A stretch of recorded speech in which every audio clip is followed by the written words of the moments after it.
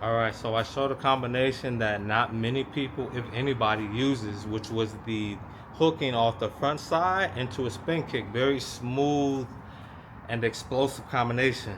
Now, I'm going to go over hooking from the rear side and following up with a high kick. Again, this is another smooth, effortless combination as long as you have the flexibility and just putting in the practice during training, the technique.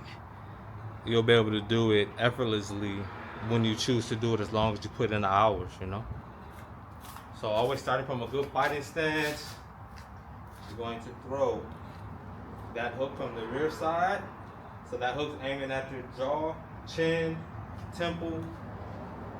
Throw that hook.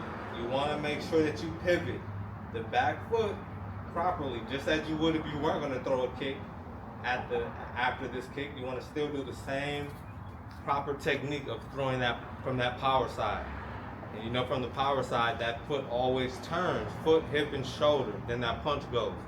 So anytime I throw a punch from my power side, I'm pivoting that foot. Doesn't matter what punch or elbow or strike I'm doing. It can be a ridge hand, it can be a elbow strike, it can be a palm strike. I make sure to turn that foot, hip, and shoulder into it. And that's the same thing you're gonna do right now as you throw this hook. So you're throwing this hook, you're focusing on landing that hook, but you're making sure to follow up with the kick right behind it. Here. Very simple, but very effective. And throw that hook. It can be a long hook if needed. Just make sure that you pivot that back foot so that that kick can go smoothly and more effortlessly behind that kick. All right. Again, apologize for the mouth guard. I'm not taking it out. It just takes too long.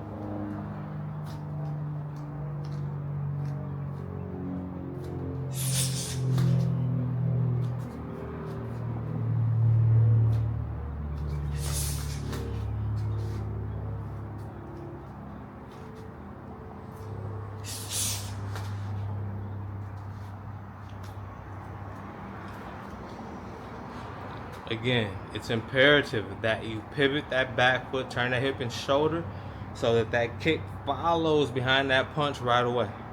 All right.